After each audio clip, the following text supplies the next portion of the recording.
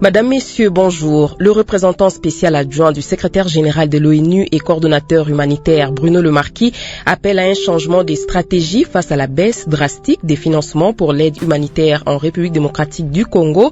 Près de 70% des fonds provenaient des États-Unis, mais qui viennent de réduire leur contribution. Pour éviter une aggravation de la crise, il plaide pour la prévention des conflits et la mise en place des solutions durables afin de réduire les besoins sur le terrain. Des précisions avec Jean-Claude Loki. Après 3 jours de mission en Ituri, Bruno Le Marquis rappelle que les financements de l'aide humanitaire ne suffisent plus pour répondre aux besoins de millions de personnes. Pour le représentant onusien, la solution passe par l'action en amont, résoudre les tensions avant qu'elles ne dégénèrent et permettre aux déplacés de rentrer dès que les zones de retour sont sécurisées. Il y a beaucoup de conflits ici qui démarrent, c'est une petite chose qui démarre, c'est un petit conflit coutumier, c'est un conflit autour de la terre, etc. Et puis tout à coup ça commence à s'embraser. Si on voit ce qui se passe près de Kinshasa, dans la province du Maïdombe, c'est un conflit essentiellement foncier qui a démarré et le feu n'a pas été arrêté. Maintenant, c'est une crise de grande ampleur. Ici, en Ituri, comment faire en sorte que les déplacés, dès qu'il y a suffisamment de stabilité, soient dans leur zone de retour, ça s'appelle les solutions durables. Il a également appelé le gouvernement à anticiper les catastrophes naturelles comme les inondations qui aggravent la vulnérabilité des populations. Toutes ces inondations qu'il y a au Congo, il y a des mesures pour se préparer. On ne bâtit pas les maisons où il va y avoir l'inondation. Enfin, il a salué les efforts de la province et de ses partenaires dont la MONUSCO dans la recherche de la paix à travers des dialogues entre communautés et groupes armés, gage selon lui de cohésion sociale et de réconciliation durable. Bounia, Jean-Claude Loki, Dilé, Radio Okapi. Pendant ce temps, l'entreprise Chemaf, basée à Lubumbashi et à Kolwezi, connaît une baisse continue de sa production journalière de cuivre qui passe de 50 à 30 tonnes. Dans un entretien accordé hier vendredi à Radio Okapi à Kinshasa, la délégation syndicale dit déplorer les répercussions de cette précarité sur la situation sociale de plus de 3000 travailleurs de cette entreprise minière. Il sollicite l'intervention du gouvernement pour éviter le pire. Explication de Blaise Ndongala Mayanda. En séjour dans la capitale, les membres de la délégation syndicale de Chemaf rapportent que depuis plusieurs mois, les travailleurs sont privés de certains avantages sociaux, notamment l'assistance à la scolarité. La présidente de cette délégation explique que le paiement des salaires connaît de sérieux retards et que les employés ignorent même si le prochain salaire sera versé en raison de la baisse des productions qui fragilise davantage la viabilité de l'entreprise. Sidonie Taoudjiri. Il y aura risque de perdre nos emplois s'il n'y a pas de production. Nous sommes vraiment dans cette incertitude. Et puis certains avantages sociaux, nous ne les recevons plus. Aussi, il y a plus d'une année que nous n'avons plus accès au crédit bancaire.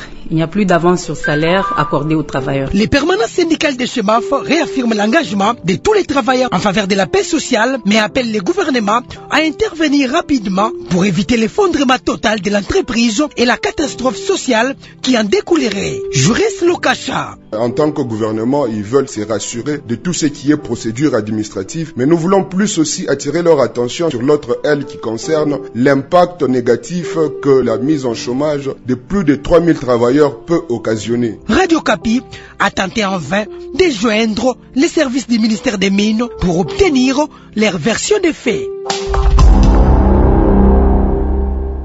Je vous le disais en titre, les chefs d'établissement scolaire de la sous-division de Njiapanda dans le territoire de Lubero au Nord Kivu annoncent la suspension des cours jusqu'à nouvel ordre. Dans une déclaration signée le 11 septembre 2025, ils protestent contre la multiplication des attaques des EDF et dénoncent l'inefficacité des forces de défense et de sécurité pour protéger la population. Martial Papi Moukeba pour les détails. Dans les documents, les responsables scolaires dénoncent les attaques répétées des ADF responsables des pertes humaines inacceptables, citant notamment les villages d'Entoyo, Melia, Mabunda et Bandulu. L'attaque d'Entoyo dans la nuit du 8 au 9 septembre 2025 a fait au moins 80 morts, dont 4 enseignants. Il souligne l'impact matériel sur les systèmes éducatifs, écoles fermées, manuels et matériel brûlés, établissements délocalisés et cours interrompus à plusieurs reprises. Les assaillants ciblent désormais les attroupements et les activités scolaires deviennent dangereuses. Assez pour ces chefs d'établissement pour suspendre les cours jusqu'à nouvel ordre selon eux. Ils appellent les autorités à sécuriser la population et protéger l'éducation des enfants. La sous-division d'Njiapanda compte une vingtaine d'écoles primaires et secondaires. Béni, Martial Papi Moukeba, Radio Okapi. Justement, en réponse à cette requête des chefs d'établissement scolaire dans le Lubero, l'administrateur de ce territoire annonce le renforcement de la présence des FARDC dans le secteur de Bapéré pour protéger la population contre les attaques des EDF. La récente attaque dans la zone a coûté la vie à au moins 80 personnes dans le village de Ntoyo dans ce secteur. L'administrateur en mission itinérante depuis 2 jours dans la région avec le commandant du secteur opérationnel Sokola 1 Grand Nord des FARDC appelle à la reprise des cours suspendus depuis 3 jours. Le colonel Alain Kiwewa explique la situation. Il est joint par Martial Papi Moukeba. Je suis en train de rassurer cette population que la situation est maîtrisée. Pourquoi? Parce que nous avons fait ces déplacements avec le commandant secteur Sokola 1 Grand Nord et commandant des opérations Front Nord également.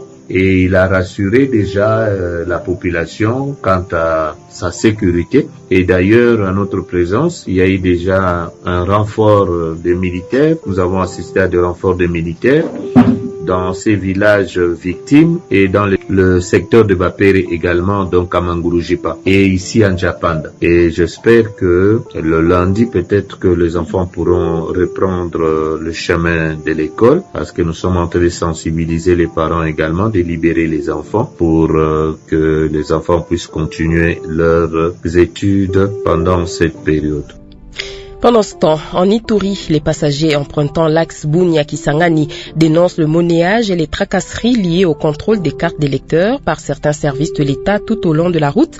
La situation est encore plus difficile pour ceux qui n'en possèdent pas ou les ont perdus. Ils doivent s'acquitter d'amendes pour pouvoir poursuivre leur voyage. Cette pratique rallonge considérablement le temps de trajet, notamment pour les bus de transport en commun qui mettent désormais 2 à 3 jours au lieu de quelques heures habituellement. Constat de Isaac Remoyopé.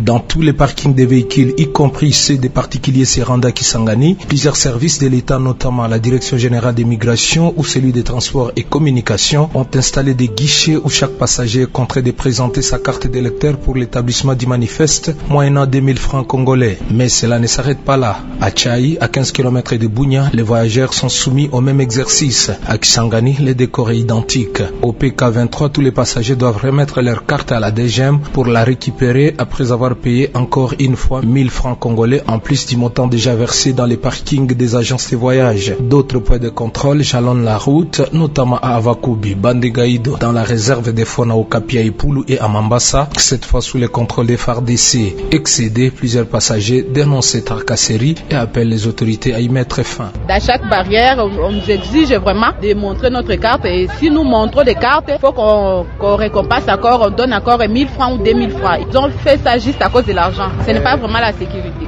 Ça prend vraiment du temps, ça nous dérange vraiment. Quant à ceux qui ne détiennent pas de carte d'électeur, ils sont contraints soit de renoncer au voyage, soit de débourser des sommes importantes à chaque barrière sans la moindre quittance. Bunia, Isaac Remoyope, Radio Kapi. Dans l'actualité aussi, la saison agricole fortement compromise par des sérieuses perturbations climatiques. Nous sommes là dans le groupement de Binza, territoire de Rutshuru au Nord Kivu. Cette situation inquiète les agriculteurs qui ont déjà sémé ou qui s'apprêtent à le faire. L'association locale des petits agriculteurs craint une baisse de rendement qui pourrait entraîner une insécurité alimentaire dans la zone. Face à cette période critique, cette association lance un appel urgent aux partenaires pour soutenir les agriculteurs de Binza et Nyamilima. Ils ont besoin des semences maraîchères et des matériels agricoles pour les aider à surmonter cette crise. Rosalie Zawadi nous fait le point. Les agriculteurs du bassin agricole de Binza et particulièrement ceux de Nyamilima déplorent les perturbations du calendrier agricole de la saison culturelle de septembre. Ismaël Bagambe, représentant des agriculteurs, exprime ici ses craintes quant à la prochaine récolte, anticipant déjà un risque de famine dans la zone. La pluie est arrivée à un moment non approprié et nous avons le soleil alors que ce n'est pas non plus approprié. Si on plante, ça ne va pas pousser et les cultures qui poussaient déjà sont brûlées par le soleil ardent. Nous ne savons pas quel jour la pluie reviendra. Il serait souhaitable que nous puissions avoir une assistance en semences maraîchères comme des choux car les jardins sont importants. On peut faut-il planter des épinards en attendant la nouvelle saison culturelle car celle-ci est déjà perturbée et nous n'avons pas l'espoir de récolter. Dans les bassins agricoles de Binza, on produit maïs, haricots, riz, manioc, sorgho, arachide et même soja. Aujourd'hui, de nombreux agriculteurs assistent impuissants à la détresse de leurs cultures qui flétrissent sous le soleil. Goma, Rosalie Zawadi, Radio Okapi. Autre nouvelle, journée porte ouverte vendredi à la cour d'appel de Kisangani dans la Chopo. Elle a été organisée par le procureur général près la cour de cassation. Une occasion pour Firmin Vonde de recevoir les doléances de certains justiciables. Plusieurs faits y sont dénoncés, mettant en cause aussi bien les magistrats en complicité avec certains avocats que les agents de l'administration et des gestionnaires des établissements et des fonds publics. Le compte rendu de Jacques Moukonkole. Au cours de cette séance publique, des justiciables se succèdent par groupe de 5 devant le procureur général et ses collaborateurs. Parmi eux, le professeur Lokinda de l'Ifayangambi dénonce la lenteur administrative dans l'exécution des décisions judiciaires. Nous avons déposé tous les dossiers et jusque-là nous attendons cette décision. Comme vous êtes là, je suis très heureux qu'aujourd'hui je vais appeler à droit une demande partielle. Pour sa part, Léon Pandantimou, fils aîné de l'ancien président du tribunal de commerce de Kisangani, dénonce le silence de la cour de cassation, bien que saisi de la lourde condamnation de son père sur base d'une vidéo, dit-il. Il y avait une notion d'irrégularité. Depuis que nous sommes allés en cassation, la cour ne se prononce pas. D'autres personnes ont dénoncé la mauvaise gestion des fonds du Frivao et de ceux destinés à la réhabilitation de la route de l'aéroport de Bangoka. Pour Firmin Vonde, des enquêtes seront diligentées afin de vérifier ces allégations. Les personnes qui seront impliquées dans cette magouille, si elle est établie, vont répondre de leurs faits selon les lois de la République. Et puis, le massa n'est pas au-dessus de la loi. Donc, tout massa qui va enfreindre la loi va voir la maître procureur général sur sa tête s'abattre comme une épée de Damoclès. L'organisation de ce genre d'activité est de rapprocher la justice des justiciables afin de redonner confiance à ces derniers, souligne le procureur général près la cour de cassation. Jacques Mkonkole, Kisangani, Radio Okapi. Justice toujours, la cour d'appel de la province du Nord Kivu a débuté hier ses audiences foraines à Beni, chef-lieu provisoire de la province. Cela intervient 8 mois après l'arrêt de ses activités à la suite de l'occupation de la ville de Goma, son siège par l'AFC M23. La majorité des magistrats du parquet ont rejoint Beni, permettant ainsi à la cour de siéger. Le barreau des avocats du Nord Kivu parle d'une situation qui va permettre aux justiciables d'accéder à la justice. Le bâtonnier César Paloukou est au micro de Martial Papi Moukeba.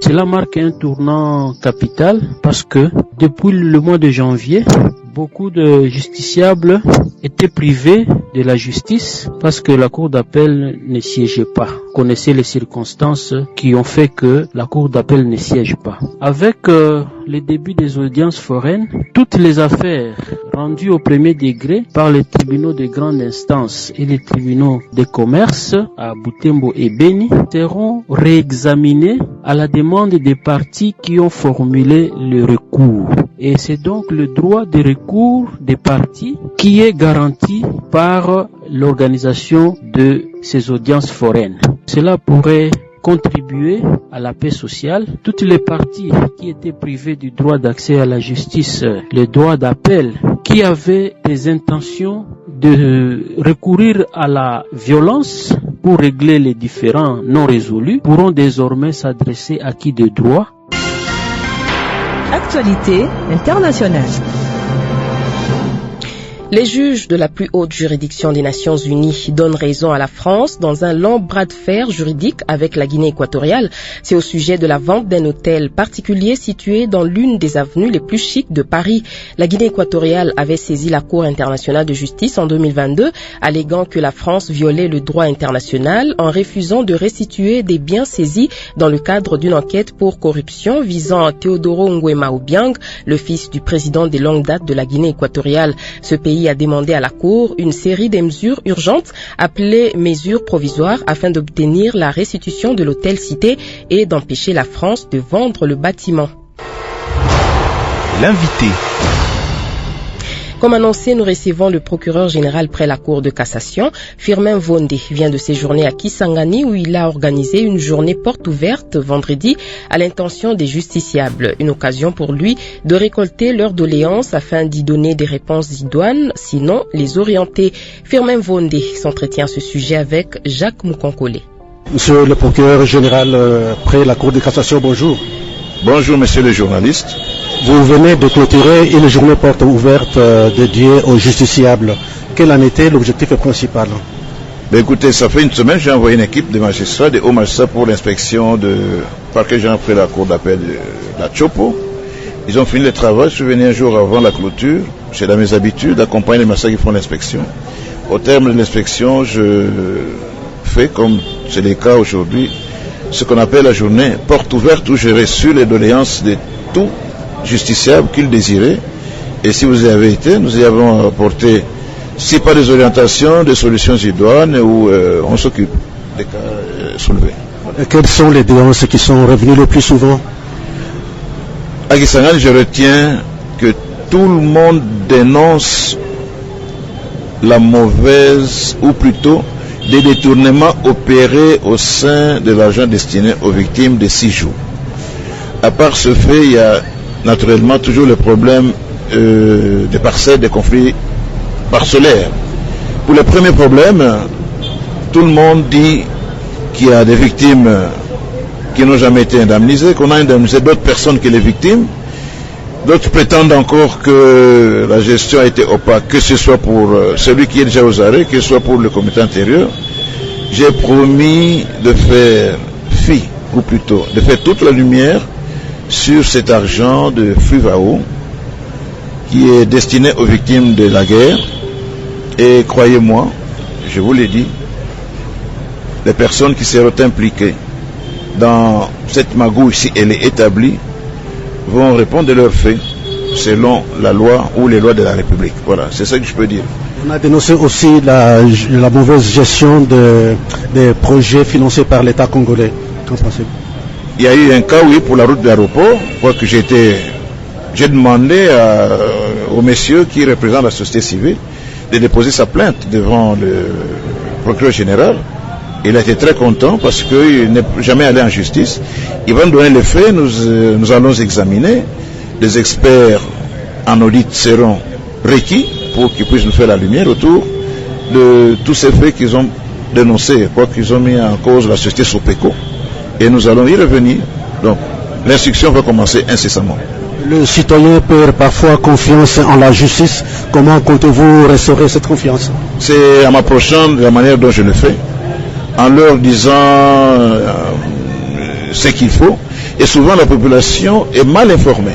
Vous avez été dans la salle, ça a été parfois drôle de constater qu'on vient simplement mettre la justice en cause alors que les problèmes se trouvent ailleurs. Mais est-il que, en m'approchant des justiciables, en venant fréquemment en province, comme je l'ai fait, non seulement ici, dernièrement j'étais à Bandundu, j'ai déjà été à Mbushima, j'ai été 2 fois dans les 2 parquets de la ville de Kinshasa, j'ai été à Lubumbashi, donc j'ai continué la ronde. Il y a une équipe qui était à l'Équateur, à Mbandaka, donc nous tâchons, quoiqu'il y a eu un soulagement à tous ceux qui ont fait présenter leur doléance. Nous y avons répondu de la manière qu'il fallait, je crois, et je crois avoir perçu un soulagement réel sur le visage des justiciables. Et cette manière que nous allons devoir... Et puis je leur ai dit que les magistrat n'est pas au-dessus de la loi. Donc tout magistrat qui va enfreindre la loi va voir la main du procureur général sur sa tête s'abattre comme une épée de Damoclès. C'est tout. Un mot de clôture pour la population. Merci pour la confiance que je vous demande de refaire à la justice, parce que parfois on nous a jeté des pierres inutilement, mais je crois que je ne dis pas que nous sommes de saints, mais nous faisons l'effort pour que les choses renaissent selon les vœux du chef de l'État. Monsieur le procureur, merci. Je vous remercie, chef journaliste. Au plaisir. Firmin Vondé, procureur général près la Cour de cassation, répondait aux questions de Jacques Moukonkole. Par ici prend fin ce journal coordonné par Jean Gandou. À la mise en onde, Pierre Diassinois. Merci d'avoir été des nôtres.